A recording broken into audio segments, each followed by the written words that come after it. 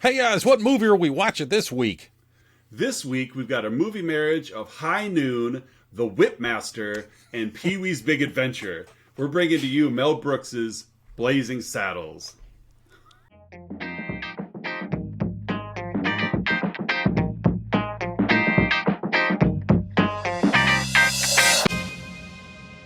Hey listeners, welcome back to another week of Let's Talk About Flicks, the movie podcast where we take a theme throughout the month and we each bring our own contribution to the theme as we discuss it. So we are in January, and this month we are covering Mel Brooks films.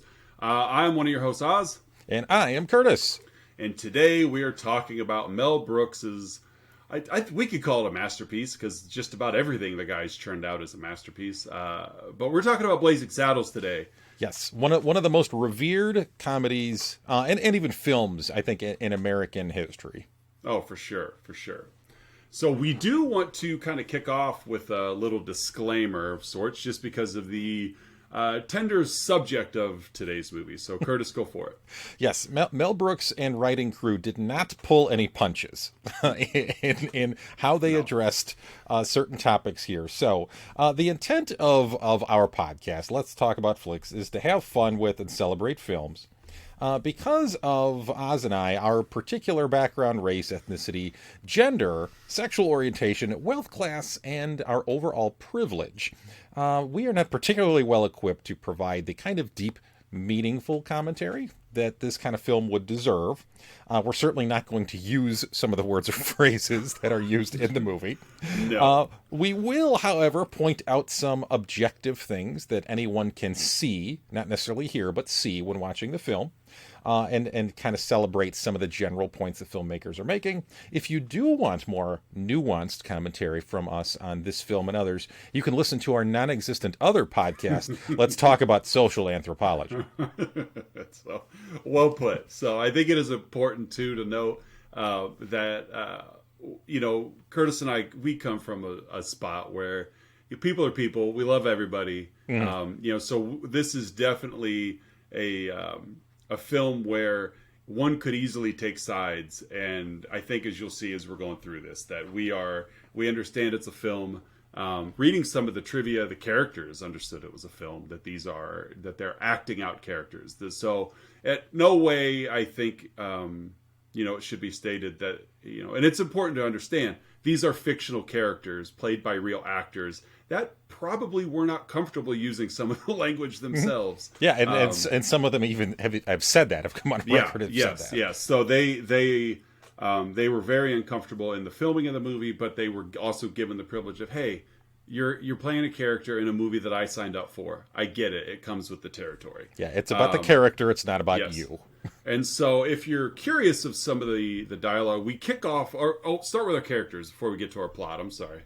Sure. Jump the gun here. Yeah, I'll give you the brief character rundown here. Last week when we did Spaceballs, we had two categories. We had good guys and bad guys. So when I was putting the characters together, I still went with a good guys and a bad guys, but I added two other categories. I'll start with good guys. We have three, I'll say, main good guys, and we have Sheriff Bart, played by Cleavon Little, Jim, the Waco Kid, by Gene Wilder, and then I also lumped Lily Von Stupp, played by Madeline Kahn, in as a good guy character, although she starts off as a bad guy, but comes to realize. Yeah, you could put Mongo in that group too, really. Yes, yeah, you definitely could. Mongo also fits that redemption arc, which we will certainly cover in a little bit. Right. The clear bad guys are Hedley Lamarr, played by Harvey Korman of the Carol Burnett Show fame. Yeah. Oh, he's so good in this. Oh yeah. Taggart, played by Slim Pickens, one of the best names in Hollywood history. Yeah. Governor Lepetame, played by Mel Brooks, and one of the cronies named Lyle, played by Burton Gilliam. Yeah. And then I had two other categories because there's a few other characters that I believe don't quite fit into good guys or bad guys. We have the Rock Ridge residents, all of whom's last name is Johnson. We have Olson, Reverend, Howard, Van, Gabby, Harriet, and Dr. Sam, among others. Yes. So they're the Rock Ridge residents. Not good, not bad, but they're present. And then I also had an other category for Buddy Bizarre, played by Dom DeLuise. The director slash choreographer of Yes. of what's, we'll get to it. Some kind of musical production. We'll fill in the blanks later. So we kick off Blazing Saddles with just a beautiful theme song called Blazing Saddles. Verse separations via whip crack. So many whip cracks. A lot of whip cracks. As it's your opening title sequence. It's nothing going on in the background, just a lot of text on there. I didn't realize, or at least I didn't remember, that Richard Pryor was a writer. He co-wrote the script. Yes. And so initially he was intended to play Sheriff Bart. Yes, I did read that. But there were some financing issues. The studio was leery of letting him play that character just because of the content of his stand-up at the time. Yes, and so knowing the content of Richard Pryor's stand-up, I bet writing the script was probably fairly easy for him, as a lot of the same language is present in said movie. So we open with a scene of building a railroad. We're expanding out west. Don't really know where west is, but we're expanding west, and we've got our historical, white guys on horses, blacks, Asians, and Irish building a railroad across America. And really, here's our first comedy piece is, they're working. Everybody's just working. And Lyle, who we mentioned in our opening credits, is a bad guy, and they paint the picture perfectly that he's a bad guy. There's no denying. Yes, they make it very, very obvious that Lyle, who happens to have white skin. Yes, he's one of our white characters. Yes, and his white cronies are clearly the villains, clearly painted that way within the first few moments of the film. So they stop work because, all these black people, they're just working. They're not singing. So, Lyle wants them to sing one of their songs while they're working, one of their work songs. And so they stop what they're doing, and Bart here leads a rendition of "I Get a Kick Out of You." Yeah. Very, very, very groovy, very jazzy, very, croony. Yeah. And so, but that's not what Lyle wants to hear. Yeah, so because that's not the stereotype he was expecting. Exactly. So I want to hear one of your slave songs, which of course Bart and crew don't know what they're talking about. So that it's they don't buy into it. They don't acknowledge what he's really going for. Although they clearly know what it is he wants. Yeah, and we are minutes into the movie before if you're paying any ounce of attention, it's very clear cut. We've established right now that Bart is by far the smartest person in this film. Oh, clearly the smartest. That he's just playing with these guys. So we see, Lyle and his crew. They start singing, "Swinging Low, Sweet Chariot" and "Camptown Ladies," and and it's just it's just a joke. It's just a big joke. Yeah, so Bart and his friends and his coworkers are, as you said, they're clearly, they have these guys on a string and they're laughing at them, and it's you clearly see who the good guys and the bad guys are, who the smart characters are, and who the ignorant dumb characters are. Yes. So Taggart rides up at this point, and what in the wild world of sports is going on here? Just so many. Yeah, that's one thing I mentioned later on too. Is just how much liberty was taking with historical accuracy of said timeline. Yeah. The plot stays in a timeline, but the dialogue and jokes don't stay in a timeline. Yeah, and so it's very anachronistic, if I'm getting that word right. Yeah. And so it's just crafted beautifully, not only by the writers, the director, but also by the characters and actors at hand.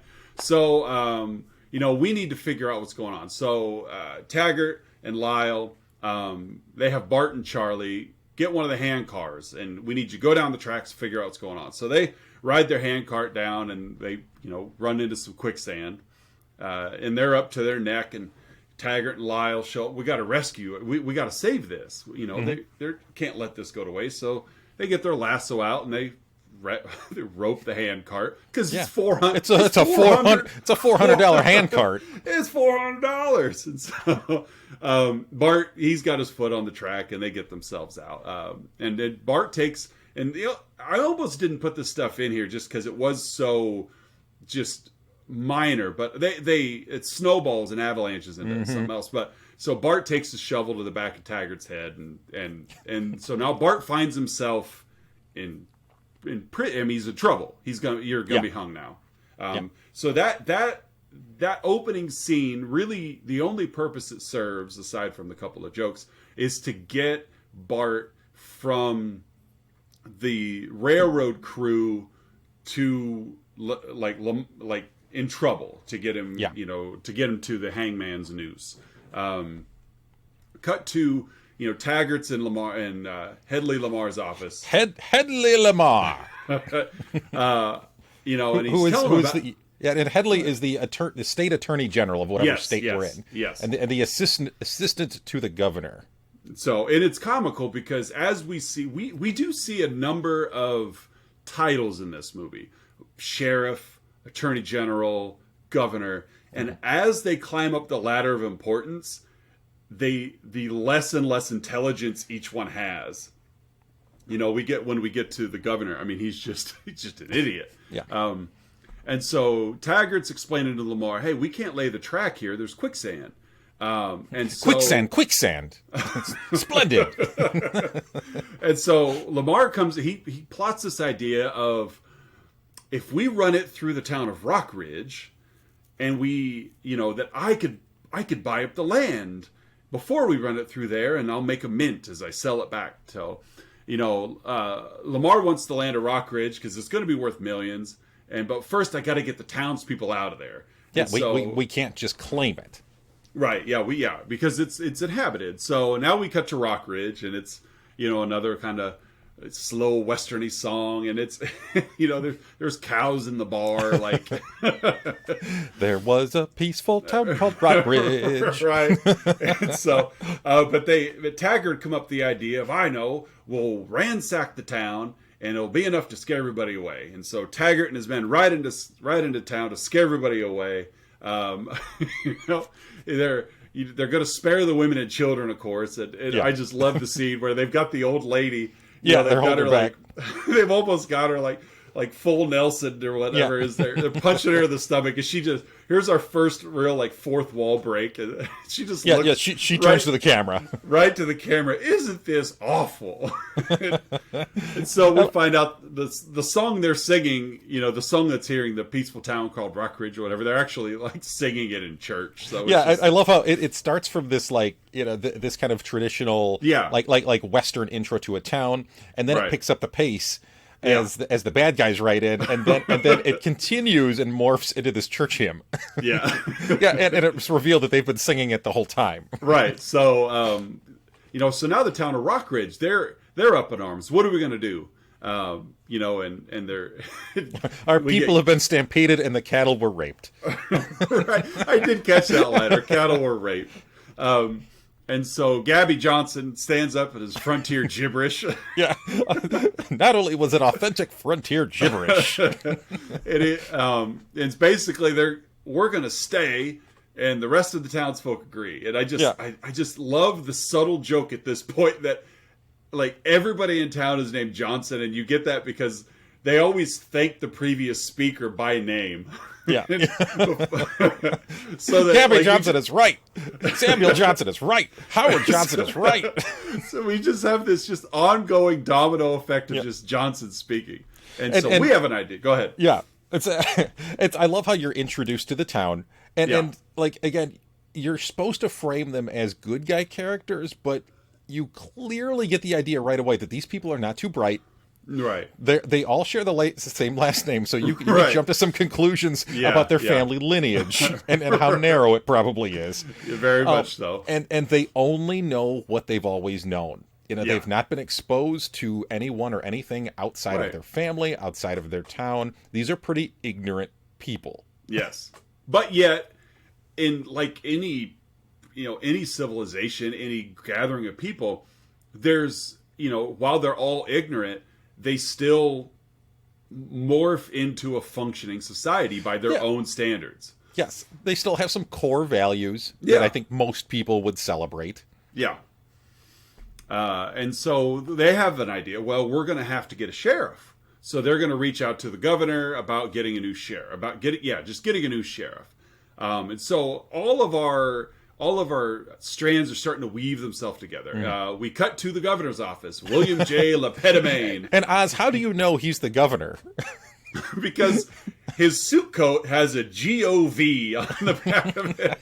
He's labeled himself as governor. Yes, he's literally labeled. So he is a clear idiot that is literally being puppeted by Hedley Lamarr. It's or Heddy Lamarr, as he calls him. Right. It's Hedley. The gag there being, especially for our younger listeners, that there was an actress named Heddy Lamarr.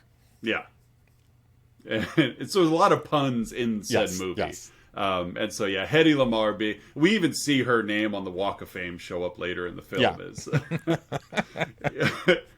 And so, they're talking about all the bad that's going down. The governor's demanding harumphs. when he hears about the news of Rockridge being overrun, that guy didn't give me a harumph. To which I find that hysterical, and some of the nuance there that he's just surrounded by yes men, and sometimes how politics work. Oh yeah. You get yes men who are just there because the boss said so. This is what we got to do. So harump, harump, harump. Okay. It's like the South Park. Ooh, Benjamin Franklin. Yeah. Well, and this movie came out in 1974. Mm-hmm. So we're looking at 40 plus years ago. Not a whole lot's changed in terms of politics. Yep. And even in 74, this was widely known to be a accepted joke of the political landscape. So, coming off the heels of the Nixon scandal and just kind of where it sat in history. Yeah. And so they're gonna Lamarr. We're gonna pay them with paddle balls. We'll give them something to do. It's just a lot of dumb jokes, and it's great because it's like this is they're just dumb jokes, but they're delivered deadpan to the point where they work. And so, the governor's paddle ball it's broken because he can't do it. Why do I get a warped one? His one's warped. And so now Lamar's cooking up more ideas I have an idea. Rockridge residents didn't leave when we ransacked their town. They need a new sheriff. Let's give them a sheriff so offensive that they refuse to stay there. About this time, we've got the hangman outside that he's been around since the 1600s. He's straight out of like three centuries prior. He's a matter of fact, I read in the trivia, he shows up in Robin Hood Men in Tights as well. Yep, the same actor, same character. And so he's just very slothy. He just moves, and so as Lamar's looking out the window, he sees Bart. He's going to be strung up. And so Boris is the hangman's name. So stop the hanging. He's got an idea. I'm going to appoint this black man as sheriff of Rock Ridge. And so Lamarr brings Bart to the governor for appointment. Go ahead. The governor's assistant. Yes. Just happens to be a very scantily clad woman. Very. And so Lamarr comes in with Bart, and Governor, I need to talk to you. Is it important? It's crucial. And so he says to his assistant, because they're behind a curtain, throw something on and stay in that position. So you can clearly see what the governor does with his time, right? And how he values the role of governor. As he comes out behind the curtain and zips his pants up. Yeah, with an overcranked zip sound. Right. So we've got this fun exchange where, the first time the governor looks, he sees that Bart is black, and he's like, "I need to talk to you," and he means to pull Lamarr forward to tell him. Yeah. What the man obvious, is. Yes. Yeah. In case you haven't noticed. Right. But of course, Bart walks forward with him and he catches himself short of calling him, which, that's the joke of he looks at Bart, cuts himself two letters into said word, stops because he realizes he's looking at the wrong person. And then when he brings Lamarr forward, he tells him the exact same thing. Like, he doesn't finish the word. He stops where he stopped. He just realized he was talking to the wrong guy. Because the governor is not a smart person. No, he's not. He's an idiot. Okay. Appointment is given. Bart is the new sheriff of Rock Ridge. Rock Ridge has been notified. Your new sheriff is coming. You know, they're gonna bust it all out. They're gonna have a celebration. They're gonna offer him a laurel and hearty handshake. I do love. I'll pause for a second there. As you see the townspeople preparing for Bart. Bart is maybe a few miles away from town, and he's riding up, and Count Basie. You know, I did put that in here. Yeah, legend in early turn of the century music. Yeah. Has his piano and his full band, like his 20-piece band, sitting out here in the middle of this wasteland, playing as Bart rides by and his Gucci branded saddle. Right. Yeah. It's again just the anachronisms and the kind of the wink at the audience, and sure. It's great. Yeah, because in what we've seen a couple of times already, that this Count Basie song it's Bart's intro music. And so it's playing as a score piece until he rides up on the band. Like you said, he rides up on the big jazz band actually playing the music. Yeah.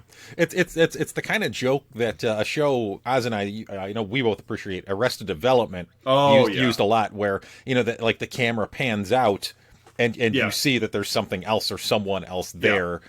Right. It's just a great sight gag, and for sure. Just simple editing tricks, and that make these jokes work so well. Yeah, and it does. It's just another layer of humor added on top of all of it.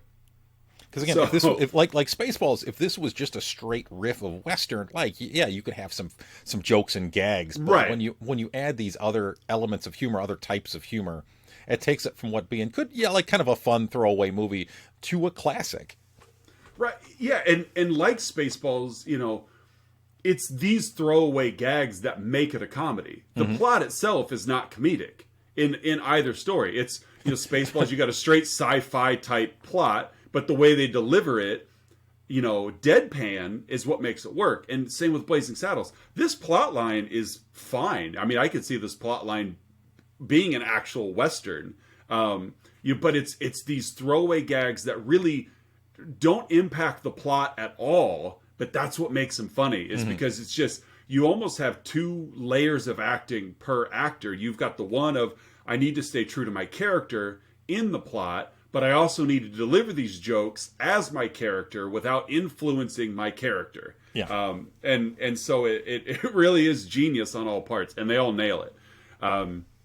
So we got Gabby Johnson on top, and he's got his scope, and he's watching to see when the governor's coming, so they know when to start the marching band, because obviously Rock Ridge has a high school marching band. Yes. So they've got their pull down, welcome sheriff, and it's funny because Gabby's on top and he's looking. Of course, he's gibberish anyway. Every time he breaks to tell the townspeople who Bart is as he's riding in, derogatory term as we all know, the gong sounds. Yeah, the church bell. Yeah, so they never hear what he's saying, and so he enters town. When he rides into town, of course, in every instance where Bart is, because he's the smartest person in this movie, he's well aware of how he's going to be received anyway. So he's expecting it. He knows what's up. But he's still he's a good person, so he wants to help. Yeah. So he rides in. Of course, the music stops. The welcoming sign rolls itself back up. Yeah, like a shade on a window, just rolling up really fast. Right. So and everybody's in shock. Nobody says a word. He pulls, rides up. He pulls the shade back down so we could see the welcome sheriff, and it's just so many quotable lines in this movie too. As he steps up to the stage and he gonna introduce himself, and he reaches into his pants to get a little script he wrote. Right. Excuse me while I whip this out. And everyone shrieks. Right. Like, oh no. And so the townsfolk, go ahead. I would say, the townspeople react. They start loading their weapons, and again, and you immediately realize that, like, before when we met the townspeople, they're kind of dumb, but like, yeah, they're good guy characters. Right. You are quickly shown that these townspeople are not really too much better than most of the other characters we've been introduced to in this movie so far. And yeah, they're pretty bad. They're pretty racist. Yeah, and they're pretty awful in a lot of ways. Right. Well, and I think, whether it was intentional or not, here we have a clear evidence of a group of people that don't accept things different than them. Yeah. And they happen to all have white skin. Again, stating what we're seeing. Right. Well, and it's like, and every one of them's name is Johnson. So literally no one in town is different than each other. Yeah, they're all basically just a different version of the same person. They are a cookie cutter all throughout. And so no one's got a different name. So this is by far the most extreme difference they've ever been exposed to. And it just happens to be terrifying to them because it's all they know, and it's all surface value. Yeah. As we find out, Bart and Cleavon Little doesn't play the role leaning into those stereotypes. And so this is all just literally skin color that they're going off of. Just first impression, nothing else. Right. So they have judged this book by its cover. They, like you said, they all pull their guns out on the sheriff.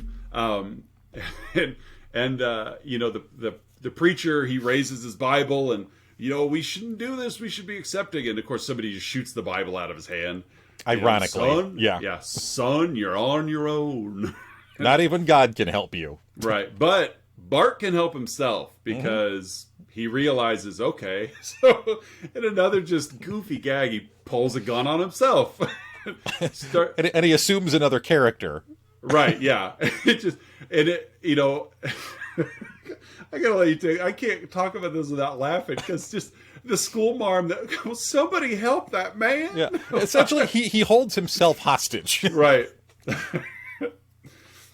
And it so throws the townspeople off that they don't, like, they're paralyzed by what's happening. Like, are we still supposed to be mad? Are we supposed to help him? And they don't know what to do. And so he's able to make his escape back to the sheriff's office. Not hiding. He's walking. No. He's not. Yeah, this isn't a situation where he's got like a wall blocking where the gun's coming from. He's out in broad daylight in a group of people. They obviously could see he's got a gun pulled on himself and he's talking out of his own mouth. But they all fall for it. And he realizes, oh, this is going to be too easy. Like he, like the other group of white people we've seen earlier, he's got these people eating out of his hand. Like he's got them taken care of. And when he gets, and this I pulled a quote here. When he gets back inside, he kind of talks to himself and kind of talks to the audience after he gets inside the sheriff's office and closes the door. You are so talented, and they are so dumb. Again, basically just he says what we're all thinking. Oh yeah, for sure. And so Bart meets Jim. Jim's in his cell. Jim is a drunk, which I found out because he's got a bottle of alcohol in his cell. Yes, because they let him just keep it in there. And Jim, he wants to die. He's ready to go. And one of my favorite lines is he introduces himself. My name is Jim, but most people call me Jim. Okay, Jim. All right, so we find out Jim used to be the Waco Kid. And what did that mean? Who was the Waco Kid? He had the fastest hands out there. He could pull a gun and shoot it faster than anybody. And so, no, Bart doesn't believe it. You're not the They're playing chess, by the way. You're not the Waco Kid. And one of my favorite sight gags. I love this gag. It shows up in other movies as well, but I just love this gag. He's going to prove it to him. So Bart is sitting down next to his chessboard. And Jim is standing up, like on the other side of the room. Right. So he's several feet away, and he tells him, "Put your hands right next to that king, and when I say go, grab it before I do." And of course, Bart's like, "You don't have a chance. You're way over there." So Jim just he blows on his fingers. Does like one of those cliched, like I'm about to do something cool kind of things. But what I love this joke whenever it shows up of I'm so fast you can't even see me move. So they film the whole sequence. Like there's no clever edits or anything. Yeah, and so Bart thinks he claps the king together. He thinks he's got it. He doesn't have it in his hand. Bart pulls it out of his holster, or Jim pulls it out. Jim pulls it out of his holster. Looking for this. So it's convinced him he's the Waco Kid. And why'd he give it up? Well, every young gun comes to town thinking they can outdraw you, and one day he turned around and he'd drawn on a 6-year-old, and so that was I must have killed more men than Cecil B. DeMille. And so and again, just another simple of look how steady I am. I'm the Waco Kid, but this is my shooting hand, and it's just flapping all over the place. Right.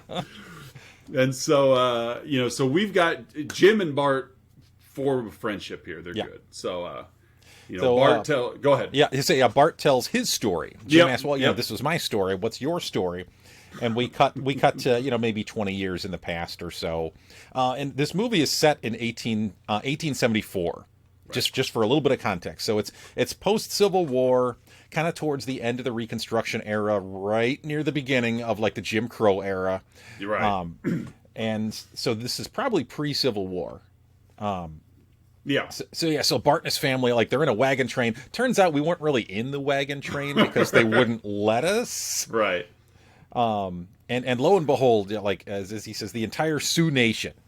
So these Sioux warriors come over the ridge, and the rest of the wagon train forms a circle, to which they weren't allowed to be in the wagon train, so they had to form their own circle, just by riding around in a circle. Just in a circle. And so the leader of this Sioux tribe rides up to Bart and his family, and Bart's just a very young boy with his parents here, and the leader is played by Mel Brooks. Mel Brooks in a second role in the movie. He's a Hebrew-speaking Sioux chief. He's speaking Yiddish and Hebrew, and it turns out that because of some of their racial ethnic identity is closer to Bart and his family than those of the rest in the wagon train. Right. They let him go. They let Bart's family go. You guys go. They have a lot. They have a lot more in common. Right. You're darker than we are. Yes. That shows up on a couple of different times here. But you guys go ahead, and they say thank you, and off they go. Yeah, they're very gracious. Yeah, and so we cut scene. We head over to just a dumb campfire scene. What are the classics? Just pointless for pointless sake, but you can't help but laugh. You've got a bunch of cowboys sitting around drinking coffee and eating baked beans. And Mel Brooks, when he'd written this, he noticed. I read in the trivia. He noticed that when he used to watch old westerns, that's what they did in the westerns. They sat around and drank coffee and ate beans. Right, but Mel Brooks is like, but I know what coffee and beans do to a person. You just be passing gas all the time. And so this scene is just full of all these cowboys eating beans and drinking coffee and just flatulating. It's just such a juvenile, lowbrow joke, but it's so funny. It works so well. Hey, Master Taggart, can we have more beans? I'd say, as he's waving the air in front of his nose, I'd say you had enough. It's just so dumb. It's so, Taggart's crew decides, all right, well, that didn't work. Rock Ridge isn't left. So we have an idea. Let's send in Mongo to kill the sheriff. Yep. And Oz, who is Mongo? And what is Mongo? Well, Mongo is a pawn in the game of life, as we will find out later. Right. But Mongo is just this giant hulking man. He's your Lenny of Mice and Men gone wrong. Yes, that's a good analogy. He's your just mindless, just reacts, and he's just this hulking. He's chained up at one point. Like, no one gets near Mongo because he's too dangerous. So we're gonna send him into town to kill the sheriff. Yep. Played by Alex Karras. Yes. a longtime Detroit Lion football player, Right. Who was known on the field for his violent hits. So that's so what I could only imagine in like 1974 going to see this in the theater, and then you see this football player, who is known for violence, now playing this character known for violence, leaning into it, just playing it up.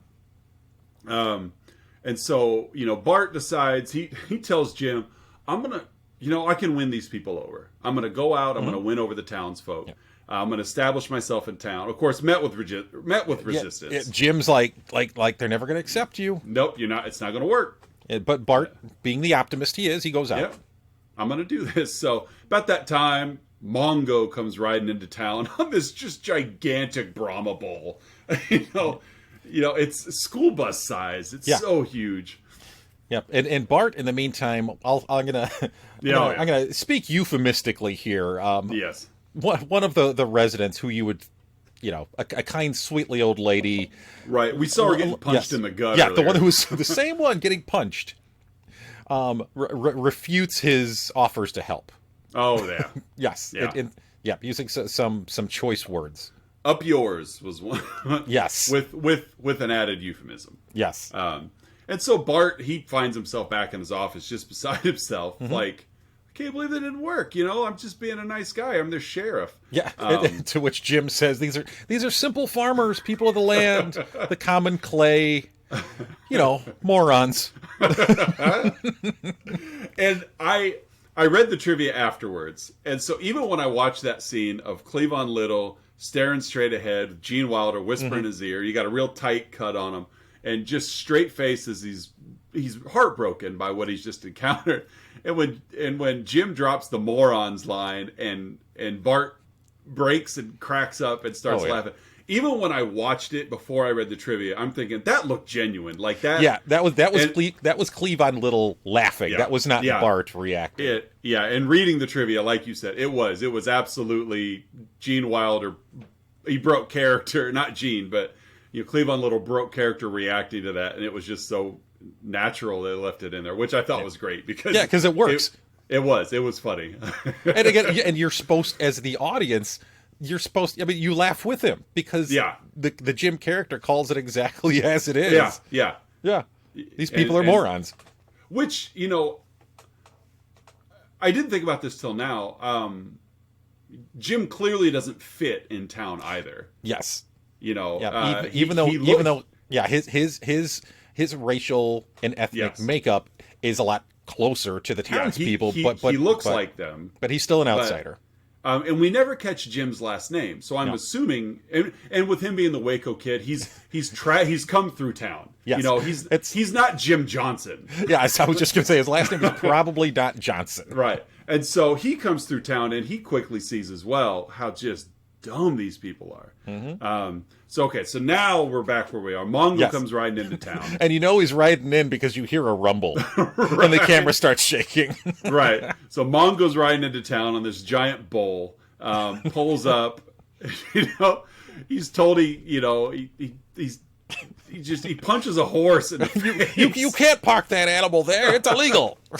He just punches the horse and the horse falls to the ground. He tears the doors off the saloon as he's entering. Now the town needs Bart's help. Yes. Because they're panicked. Mongo's here. What are we going to do? And so send for Bart. Bart's like, I'll go take care of this. He goes to strap on his gun, and Jim's like, oh, no, you don't want to do that. Don't shoot him. You'll just make him mad. So Bart's got to think on his feet here. He's got to do something fast, but he's got to be clever about it. Because Mongo is smashing people against the wall with a piano. He's cornered everyone in the bar. Like 20 people are behind the piano, and he's just backing it up against the wall. Smashing them into the wall. He's so terrified that they all lined up behind this piano. So Bart shows up to the door. He's got a candygram for Mongo. Dressed as like a delivery man. Right, he's like a page. Candygram for Mongo. Mongo candy. Right. He opens up the cigar box, and very Looney Toony, which it comes to, because they actually play the Looney Tunes music as Bart's running away. As like the outro, Yeah, he's opening the box and it blows up in his face. So they've subdued Mongo. Right, we've taken care of Mongos, for the time being. And Bart pats himself on the back for not only taking care of Mongo, but also instantaneously inventing the candygram. So way to go, Bart. So go ahead. So right now we get a cut back to a couple of characters we haven't seen in a while. That would be Taggart and Hedley Lamarr, and they're in Hedley's office, and Hedley's taking a bath, a very foamy bath. It's all foam. It's all foam. And they're like, oh god, the Mongo didn't work. How did that not work? The people are still there. Yeah. The Bart is still there. The sheriff is still there. The beast has failed. It's time to call in beauty. Right. Not before he gets his froggy. Yeah, his froggy squeaky toy gets lost, to which he asks Taggart to find it, and I think Taggart finds something else as he sticks his hand into the bathtub. Taggart? Sorry, sir. So well, now, like you said, it's time for the beauty. Well, introduce Madeline Kahn as Lily von Stupp, who just happens to be scheduled to be doing a performance at the bar in Rock Ridge. And so, Lamar goes to meet Lily von Stupp to, brings her flowers, and they're so ordinary.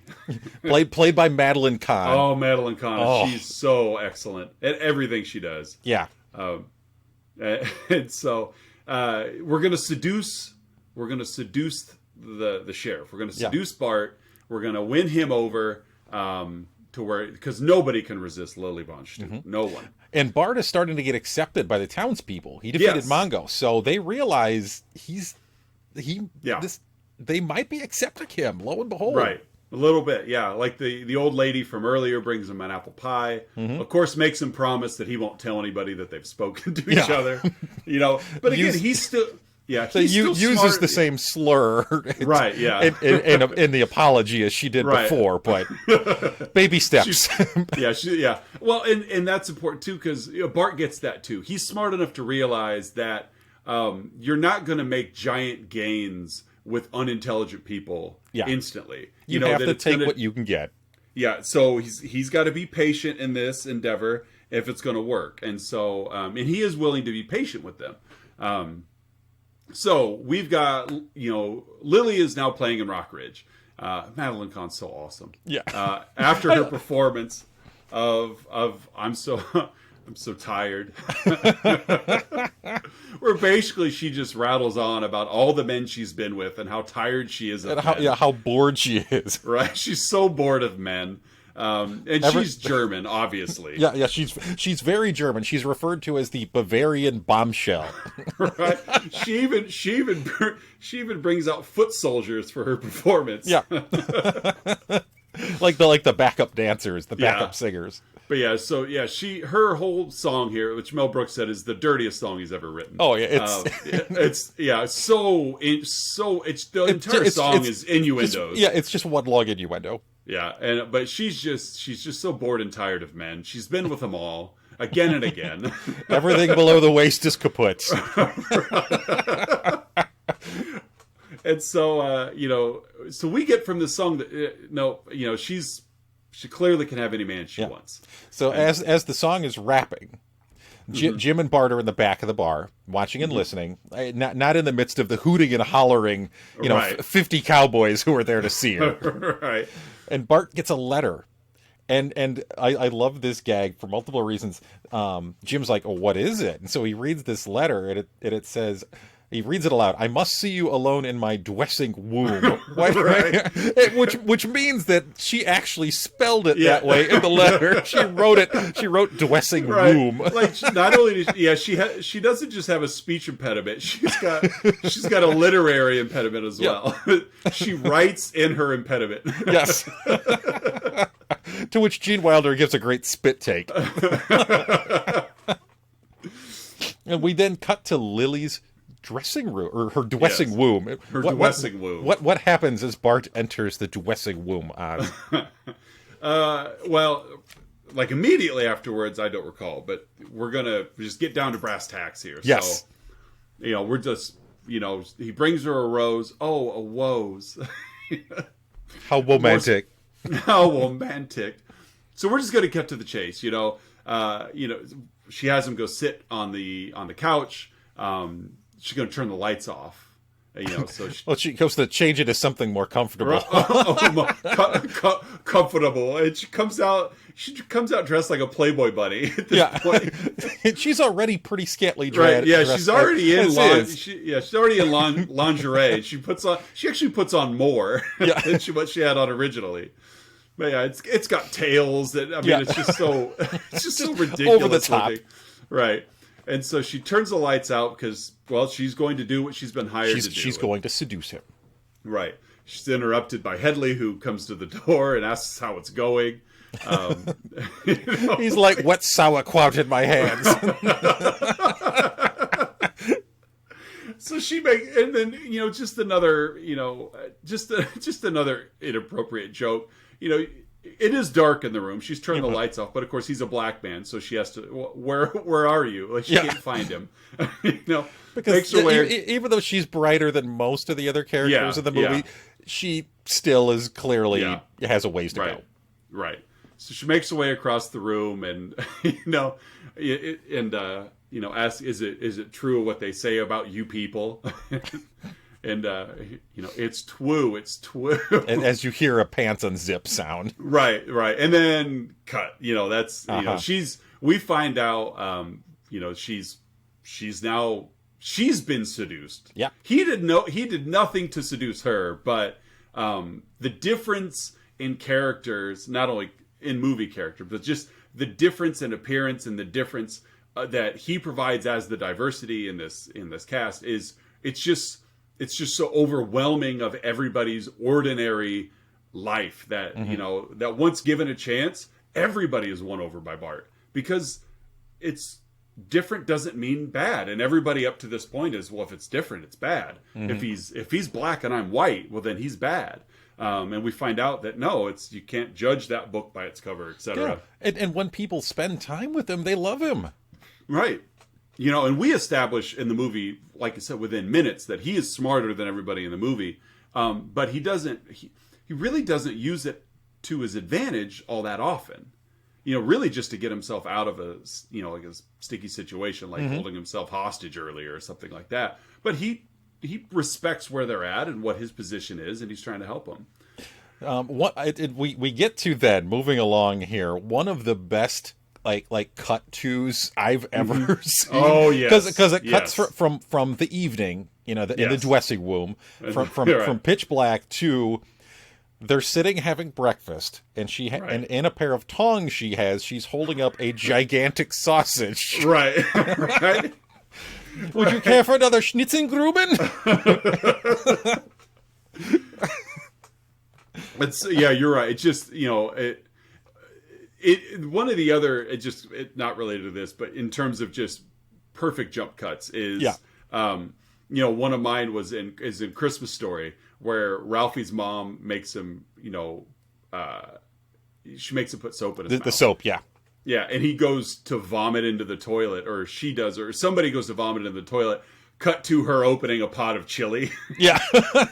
So it gives you the intention that what you're seeing, but this is one of those as well. There was just this, kind of innuendo joke about, stereotypes and whatever. Yes. And is it true? And it's true. Yeah. Cut to, like you said, giant sausage. She unzips his pants, cut to the next morning, and she's holding a giant breakfast sausage in a pair of tongs. I'll let our listeners put together what that represents. Right, yeah.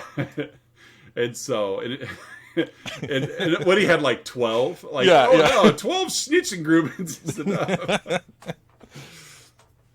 So she's devoted to him. So, yes. I mean, he has foiled every Lamar plan that you could get. So Lamar now, he sends for Mongo's release to Bart. He's got, we catch Mongo. He's literally chained up to a jail cell, and he's asleep. But, Lamar, you got to release Bart.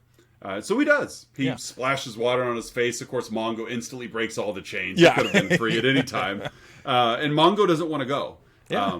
He likes it with Bart because Bart, he treats him like a person. He doesn't hit him. He's the first person that's never hit him, despite blowing up candy in his face. Yeah. But whatever. But Mongo mentions that there's a choo-choo coming through Rock Ridge. Yeah, and Jim and Bart are also curious, like why would Hedley Lamarr, this was it the Attorney assistant General to the governor, the Attorney General, why would he care about Mongo? Right.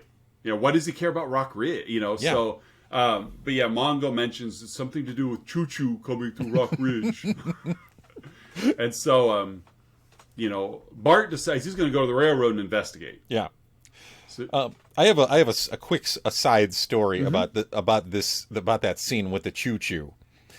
So my father, as he was on a date with my now stepmother, and my stepmother loves telling the story. I've heard it a dozen times, but it's one of those I love hearing it every time.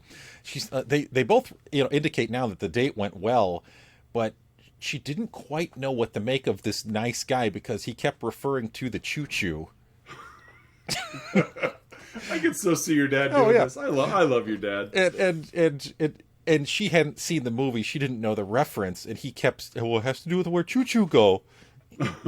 So he's lucky that his dumb, quirky, probably nervousness referencing this dumb line in this dumb movie didn't ruin things for him and his now wife. Right. Luckily, she was more inquisitive than put off by it. Yeah. And what is this choo-choo you keep speaking of? And now that she's been around long enough to not only be around your dad, but also the two of us, she realizes that there's one central brain shared amongst the three of us. Yeah.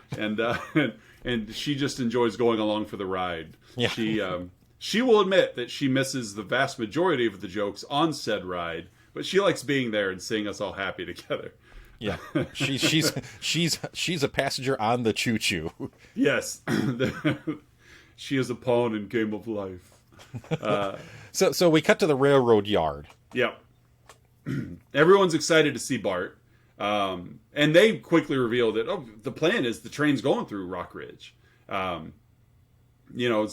Taggart and his crew show up. They're riding in, him, Taggart, and Lyle, and, they're always coming from so far away, too. Yeah.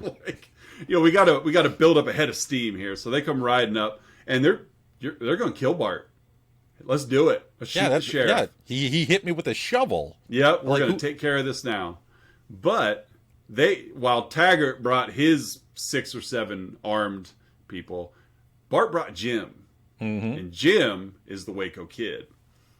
And so another one where, we line up this shot where we see like 6 or 7 pistols, as they line up in the distance. And Jim blows on his fingertips again. Does the same thing as before. Right.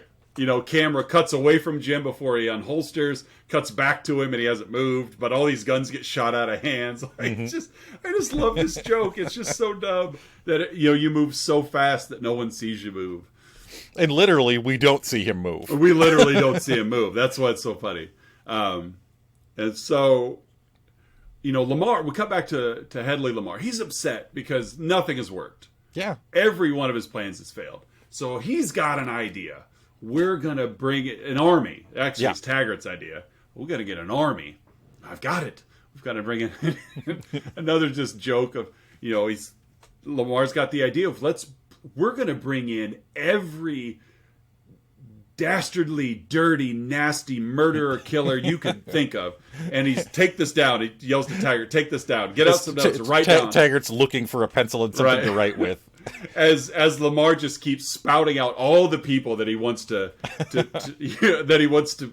contact, and then of course as he finishes, and of course as he finishes his long list of people, that's when Taggart finds the paper and pencil. Can you repeat that? I also love how in the end of this long this like 50-60 word, like these are the different types of people that I want. The last one is, and Methodists. I missed the Methodist one. Yeah, because somehow in Hedley Lamarr's world, Methodists are as bad as all of these other types of right. Old West figures. Exactly. And so it's just that little joke thrown in there at the end. So Bart returns to Rock Ridge to find out all the Johnsons are all ready to go. They've got everything. They're going to flee. They've got everything packed up. Yep. They've heard about what's going on. Yep. They've got their wagon train ready. We're out of here. And Bart asks, give me 24 hours. 24 hours to come up with a plan, and we'll do this. So cut to a scene where, again, one of these scenes that it doesn't need to be in the movie, but it is. Where Lamar's got a table. It's like a folding table set up in the desert. Doing sign-ups, like literal sign-ups for his army. Yeah. If you're interested, sign up.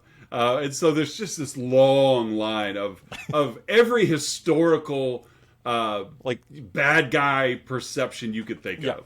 And I'd mentioned earlier that that we go off of our historical timeline here because we've got again 1874, but we've got Nazi German soldiers, we've got Ku Klux Klan members, we've got just there's bandoleros and Hell's Angels. Hell's Angels. Those are just carrying the handlebars of their motorcycle. I mean, it's just this long line of historically stereotypically bad people, and at the end is the KKK members. So is there as they're coming up in line, Taggart and Lamar are asking everybody, well, what have you done? What are your qualifications? Your awful qualifications. Yeah. Well, we got to vet you before you sign the book. The first guy, he mentions rape twice because he likes rape. Lamar shoots one guy dead because as he's telling all the horrible things he said, he's chewing gum, but he didn't bring enough for everyone. Yep, so they make an example out of him. So they kill him off, and we got the group of Mexicans in there, and and he offers them badges, and of course there were badges. We don't need no stinking badges. Yeah, was that I think Treasure of the Sierra Madre reference? Yeah, Treasure of the Sierra Madre reference. And so we've got Bart and Jim trying to figure out how are we going to figure out what this is about. So we got to get closer. Yeah, so at the tail end of this line is a couple of KKK members, and on the back of their cloaks, there's a smiley face that says "Have a nice day." So they've got a quick plan. Jim tells Bart to hide behind a rock as Jim yells out to this KKK members, "Hey boys, look what I got here!" As Bart pops out behind a rock. Where the white women at? Yep. To which the KKK members wouldn't like that. No, and so they come over, and of course Jim and Bart fight them off, and they don their robes and hood, and they get in line. Must have been in line for quite a while because we get up to where it's their turn to sign the book. Lamar asks them, what did you guys do? Go ahead. Stampeding cattle. Well, that's not much of a crime. Through the Vatican. Kinky. Which I just love it because it's like in this era of history, black railroad workers predominantly were not educated, let alone educated to the events of world religion. So there's absolutely no reason why an 1874 black man that was brought off of a railroad crew would understand why cattle in the Vatican are inappropriate. But the joke works because it's funny. And so, that kind of humor just doesn't happen in all comedies. We talked about it last week, but I just love it when they're like, hey, this is just an hour and a half of jokes around a plot. And so, fire enough, sign the book. Well, Bart pulls his hand out, and of course he's a black man, so jig is up. Yep. They pull the hood off. Bart makes another anachronistic gag. Now for my next impression, Jesse Owens, as he and Jim run away. Right. They run off to get their horses, and they make their escape. Right. So it's nighttime. Bart and Jim, they head back to the railroad camp. They're going to get all the workers. I need your help. Because the plan is we're going to build an exact replica of Rock Ridge over there. So, like on the way to the real Rock Ridge. Right. And so they're going to stop, and we're going to lace it with dynamite. And when the crew comes to ransack Rock Ridge, we're going to blow up the fictitious replica town and everybody with it. So, we'll be fine. We'll win. So... but we got to do this overnight. Yeah. Which they do. So they get the townspeople together, and all of these other workers arrive. Although the townspeople are reluctant at first, Yes, they do relent and accept the help of these railroad workers. Right. No, finally, all of them. Originally, it wasn't all of them. No, but they relented. They came to their Right. senses. What's the greater Yes. good here? Right. Open your eyes and minds and hearts a little. And so the next morning, the Rock Ridge replica is complete, and Lamar sends out his band of evildoers to destroy it. And that's when Bart hits Bart, like, wait a minute. This town's not complete. There's no people in it. Yep. And so comes up with a plan. We're going to buy you time. You guys make replicas of yourselves. Basically, they're just like giant bobbleheads. Yeah. I love how all the heads move. Yeah. And so, but we'll slow them down. So Bart and Jim ride off. With Mongo. Right, with Mongo. We're going to build a toll booth in the middle of, in the middle of this wasteland. Yeah. Yeah, in the middle of the wasteland. And the Lepeta Thruway. It's 10 cents, and it's just there's no fencing. It's just a toll booth. It's just you can easily go around it, very easily. Just go right around it. It's established by this point how dumb these characters are, with the exception of our couple of heroes. Right. So Taggart whistles out. Anybody bring a dime? No. Well, they got to go back because they did a whole crap full of dimes. Yeah, they had a whole lot of dimes. So that slows them down as they have to return back to Lamar's office, I guess, to get the bag of dimes to come pay the toll. It's just so dumb, but it works because it's funny. Slows them down. It's funny, and so at this time they've got it done. So the evildoers come into Replica Rock Ridge. They start ransacking the town. At the time, Bart's going to hit the plunger on the dynamite, and it doesn't go off. So Jim, you think you can hit it from here? And he does. Jim, the army, I lost my train of thought here. Jim shoots the dynamite, and the townsfolk, because it doesn't kill everybody, the townsfolk and the railroad workers, they all converge on Rock Ridge and fight off the rest of everybody else. But before we jump into what happens next, there's a little gag in there that I absolutely love every time I see this movie, and it's when they set off the explosions. When the last one goes off, you see a couple like human dummies and a couple horse dummies go flying in the air like above, so they're like 100 feet in the air, and you just see these like fake horses, these fake people just tumbling 100 feet up in the air. Oh yeah, like nothing else, that. No debris or anything else. No, but there's like a couple horses just tumbling a few hundred feet in the air. Just four bodies flying through the air. And so the Johnsons and the railroad workers, they're fighting the evildoers, and this is where things just go. They go bonkers. Rails. Yeah, it just goes bonkers. Yeah, right. And so up to this point, everything has been established that where we are is where we are. Yeah. But this is a Mel Brooks movie. And so the camera pulls back, as it does, because we're watching a movie, but it pulls back so far to reveal that we're on the Warner Brothers film lot. Yeah, in present day 1974, when the film was made.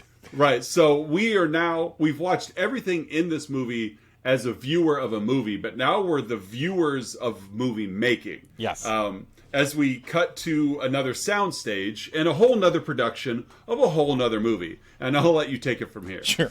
We're introduced to a character named Buddy Bazaar, played by Dom DeLuise, and he is directing a musical. And so there's a musical number. Stairs, very opulent. There's waterfalls. He's not very patient with his performers. Yeah, this would be very much like a Fred Astaire type motion picture. Yes, like a late 40s, early 50s kind of musical. Yes. And as he's ridiculing his performers, to put it that way, they're about to continue filming, and through the wall, the cast of Blazing Saddles literally crashes the wall. Yes, you could say crashes the fourth wall in a way. Like they're literally breaking that wall. Yes. Yeah, the the fight, and when the camera panned back from Blazing Saddles, it took a left and zoomed in. So this is several sound stages over. So this fight is tumbling engulfed all the way. Yeah. Yeah, it is engulfed the Warner Brothers film lot.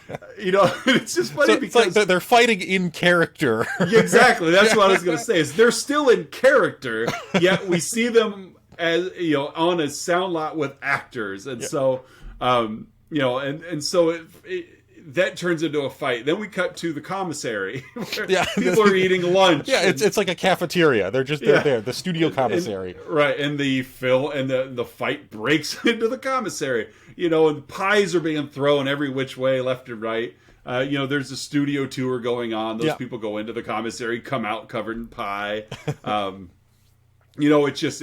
It's broken loose. Lamar comes. He's been using the bathroom at the commissary because he's not on set. He doesn't need to be. This is he's having lunch, right?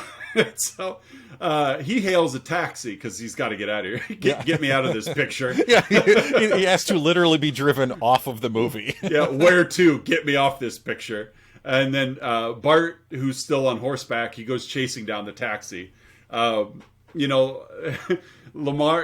Lamarr ends up pulling up in front of Grauman's Chinese Theater for a showing of Blazing Saddles. It's right there in the marquee. Right, so this is 2 weeks in a row where we've covered a picture showing itself within the picture. Yes. So Lamar comes in. First, he stops to get some Raisinets. Yeah. He's just going to go take in the picture. And he tries to get the student rate when he's buying his ticket. And he's like, student. And I think he pulls like a student ID out of his wallet. And the ticket taker's like, are you kidding? And the cows from the set of Blazing Saddles are in the theater lobby. Yeah. Well, and as he's passing, because the layouts of where the Grauman Chinese Theater is the it's not the Walk of Fame with the stars, but out in front is where actors and actresses throughout history have applied their footprints and written their names in there. And so we see a couple of just people looking at Hedley Lamarr's footprints. Yeah, the actress Hedley Lamarr. Right. And so she's like, the girl goes, oh, it's Hedley Lamarr. As he walks by, it's Hedley. So he's still in character. Right. He's right. It's not Harvey Korman, it's Hedley Lamarr. No, it's Hedley Lamarr in character going to watch Blazing Saddles. A movie with the Hedley Lamarr. Right. So he's sitting and watching the end of the movie. So as he's watching the movie, he sees Bart ride up on horseback in front of the theater. So it's almost like live stream from outside. Where he swears that he's crumpling down in his seat because he's scared. This might be my favorite part of the movie, just when it goes so off the rails. Yeah. And hence this was my reference to Pee-wee's Big Adventure being one of the movie marriages. So Lamar sees Bart arrive, and he leaves, and Bart he shoots him. And then Bart and Jim decide let's go in and finish the film. Yeah, let's go watch how the movie we're in ends. Yeah, exactly. And so they're sitting there presumably watching a movie, as in the movie, we're now back in the the Wild West set of just desolate landscape. So we've hopped from 1874 to 1974, and now we're back in 1874. Right. As Bart and Jim ride off into the back of a chauffeured car. Yes. Jim has the movie popcorn with him. That he was just holding in the theater, and he's now holding in the Old West. Right. I don't think Christopher Nolan could have gotten this much Inception out of Inception. No. It doesn't even come close. This is just like infinite loop of references. It's opposed to a dream within a dream within a dream. It's a movie within a movie within a movie. And that's it. Like, they ride off on horseback, and they leave Rock Ridge, and they give their horses off to someone as they climb into the back there's an animal trainer out there. So they ride off as cowboys, and they turn right back into actors. I mean, it's just so amazingly bizarre, but it works funny. Completely. Absolutely. And so that's it. That's Blazing Saddles. So at this point in the podcast, in the show, Oz and I give our own unique rating that changes from week to week on the film that we just reviewed. So Oz, how would you rate Blazing Saddles? 14 Johnsons. All the Johnsons. All the Johnsons. 14 Johnsons. There's 14 of them, and all 14 are here. All 14 Yep. Johnsons. So that's how I rate it. 14 Johnsons. Nice. I love it. What's your rating? My rating is 15 Schnitzengrubens. I knew you were going to go Schnitzengruben. I knew it. I knew it was coming. I decided I was going to do Johnsons because I knew you were doing Schnitzengrubens. But you know what? Essentially, Johnsons and Schnitzengrubens are the same thing. I think the Schnitzengrubens were made by Johnsonville brand. I think they were Johnsonville brand Schnitzengrubens. That's where it traces. It all goes back to Blazing Saddles. They come in packs of 12. As we finish this episode, as we finish all episodes, Az and I share our 3, 2, 1s with our listeners, with our viewers, and that would be 3 goods, 2 bads, and 1 from the film we just reviewed. Az, what are your 3 goods? My 3 goods. I love how Cleavon Little and a testament even Mel Brooks writing the film. There are no acted out racial stereotypes in this movie. Cleavon Little, he doesn't lean into any racial stereotypes of a 70s black man or even a 60s. You know, it's like he's playing it straight as an actor. He's not leaning into any racial stereotypes in the portrayal. And that portrayal of Bart is really what helps set the tone of everybody else, especially all the white characters in this movie, being absolute bigot, racist, just garbage. Yeah. Because as they all get to know Bart, he's everything that you should be. He's helpful, he's patient, he's respectful, he's in it for the greater good. There's nothing he does to take advantage of anybody for any nefarious ways. It's all good. And so they have decided what they believe before they've learned about. Yes, they've projected onto him what they what they expect, and they expect to be their version in their minds of what this black man is or should be, and they couldn't be more wrong. No, and I love it, and I think Cleavon Little just did a beautiful job doing it, because I know it was mentioned earlier, you know, that Richard Pryor may have been up for it. Honestly, I can't see Richard Pryor doing this without bringing some of Richard Pryor into it. I just don't think it. I would have loved to see the movie. I think it would still be just as funny. But I have a hard time seeing Richard Pryor playing this role. I just think he, as a person, has so much Richard Pryor in him that it's hard for him to turn it off. And that's why all Richard Pryor movies work. You know, the movies that he's been in, because he harnesses who he is, and it's who shows up. I think Richard Pryor is a comedian that would have been acting. Cleavon Little is an actor. And so I think that's a big step forward for this production.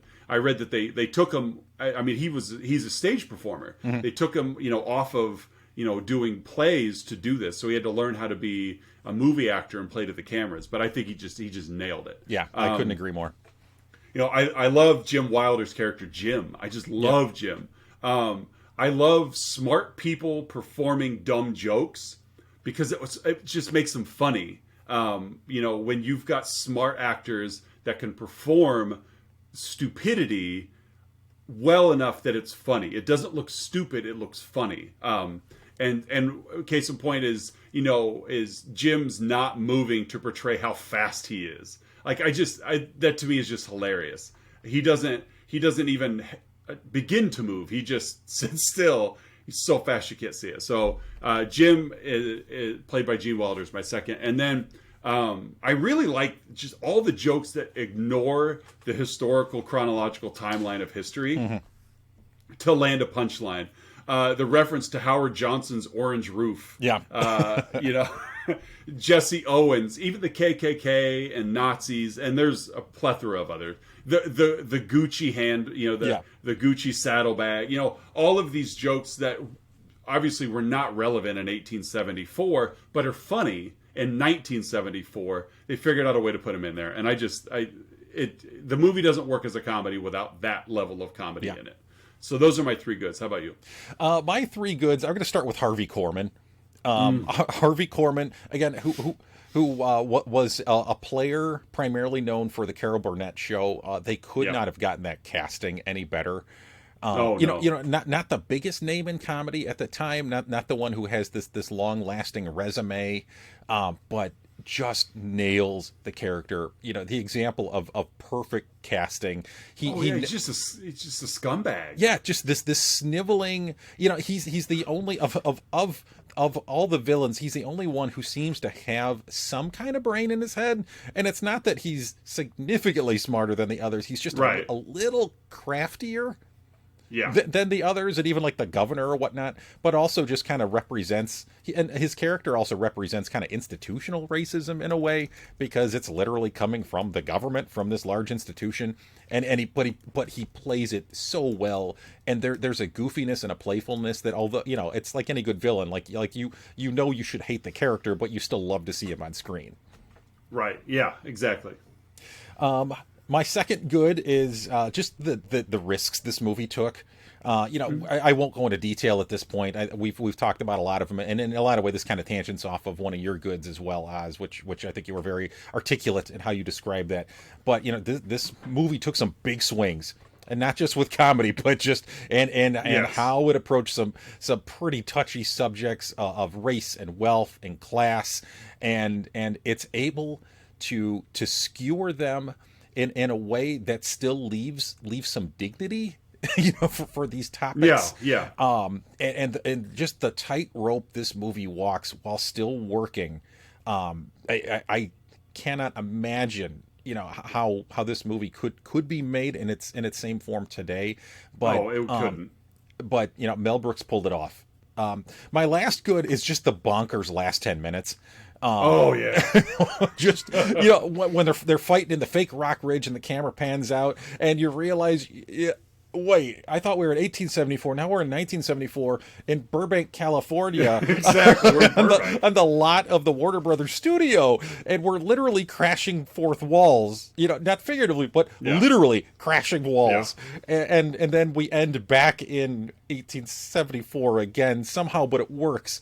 And it goes off the rails in the best of ways, and it's just, again, the way they pulled that part of it off. The genius it took to do that. It's so awesome and so clever. So Oz, what are your two bads from Blazing Saddles? Like last week, got to get real nitpicky here. My first one is actually a bad from last week as well. Like Spaceballs, a lot of these jokes are frozen in time. Mm-hmm. And so they don't, unless you're very knowledgeable of eras and especially film, they don't hold up. That Hedley Lamarr joke, the Laurel and Hardy handshake, like so many of these jokes. Now trust me, there are so many other jokes that work throughout time that even if you miss them, you're not missing humor. But there's just a lot of jokes, like any comedy. They're just dated and they don't hold up the way they should unless you find yourself knowledgeable of the time frame that they come from. If you've never heard of Hedley Lamarr, then the Hedley Lamarr joke's not going to mean anything. Mm-hmm. And then we haven't mentioned it, but the excessive use of the derogatory N-word in said movie. I completely understand the significance and the way that it's been accepted on set of the movie. There were a lot of actors, especially the white actors, that were very uncomfortable using the word. But the black actors in the cast just reminded them, hey, you aren't saying it. Your character is saying it. That's different. So you're fine. It's part of the plot.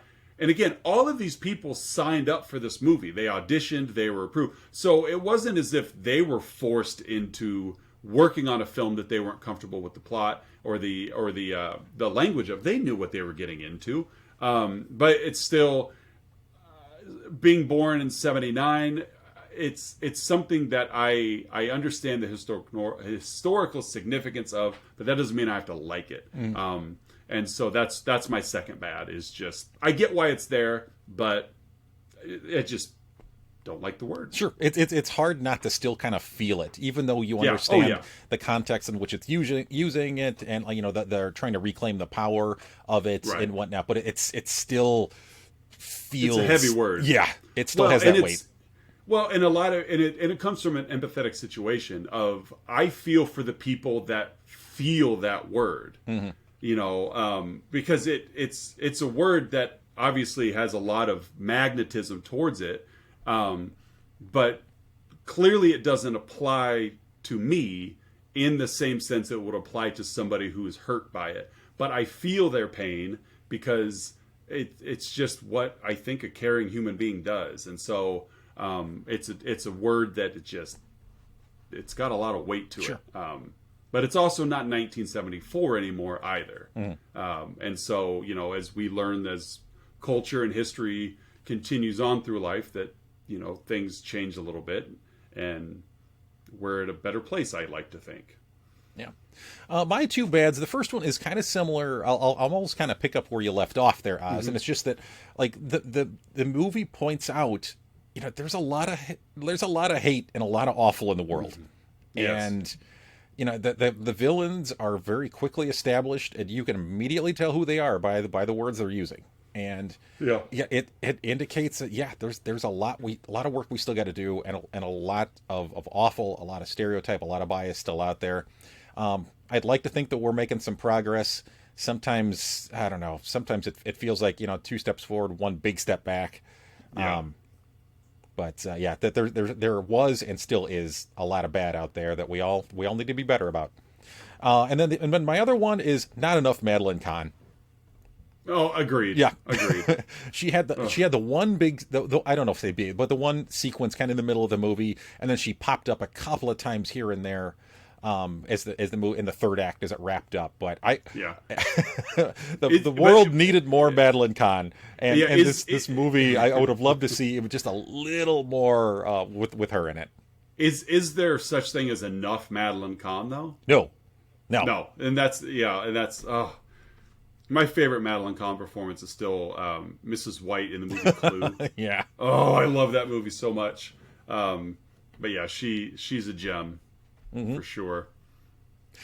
And then that leaves us, Oz, with our one from Blazing Saddles. What would yours be? Okay. Supposedly, this is the first film in history to depict passing gas.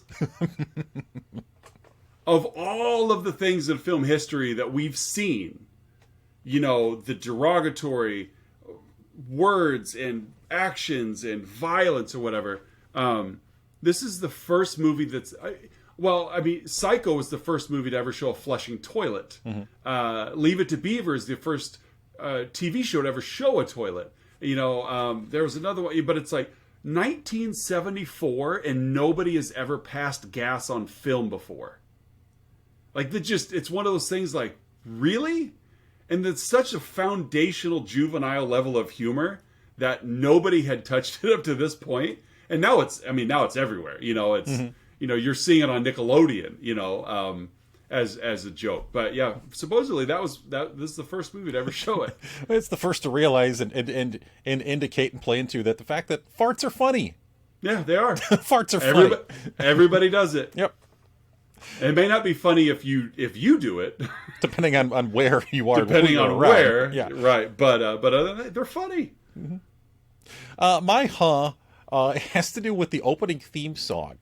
And it's one that I never really realized until more recently that if you listen to the lyrics of the opening theme song, it pretty much lays out the entire plot, the entire movie, with the exception of, you know, of the bonkers last 10 minutes or so. Right. But it's these Blazing Saddles, and Bart was his name, and okay, and that's it. Pretty much lays out the entire movie.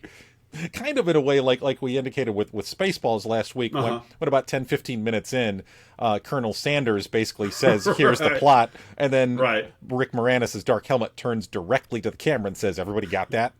Everybody got it? So it's not quite as obvious as it was in Spaceballs, but it's still like, okay, here's the movie in song form right at the beginning. Right. And again, it just looked like everybody was having fun again. Like, you know, working on a Mel Brooks picture had to have been a joy. He definitely, you know, assembled the right crew, or else we wouldn't still be talking about it today. I mean, there's comedies made every year that just don't last. They don't hold up. They don't stand on their own 2 feet anymore. That doesn't mean they're not funny. They're just not culturally important as this one was. And so this is a great one for sure. Yeah. So that's it. I think we've covered our plot. We've covered our reviews. We've covered our 3, 2, 1s. It's that time where we tell you, like we tell you every week, you can catch us on your favorite podcast app. You can catch us on Facebook, Instagram, Twitter. We've got an email. We've got a website. Obviously, we're on YouTube if you're watching it. If you're listening, you can catch us on YouTube, where you can like, subscribe, leave a comment, leave reviews, leave likes, thumbs up. We still love reading comments. We don't get many of them, but we'd love more. And so all those things you're supposed to do for things that you're loyal to, do them for us. Hopefully you come back each week as we keep pulling the history of film. We're going to cover every movie ever made, just so you guys know. Are you on board with that, Curtis? Oh, I'm on board. We're going to be doing this for eons. And so prepare yourselves, because we're gonna do it. So, but thanks for coming, thanks for listening, thanks for watching. Next week, Oz. For sure. Dangling a tease next week. Again, will be week 3 of Mel Brooks month, and next we are also hitting another Mel Brooks comedy classic, Young Frankenstein. Oh, Young Frankenstein! I love Young Frankenstein. The double whammy of 1974. It was. Yep. I mean, it was the year of Mel Brooks, the year of Gene Wilder, and their collaboration power. Yeah, the year of Madeline Kahn. Oh yeah, I forgot she's in this one.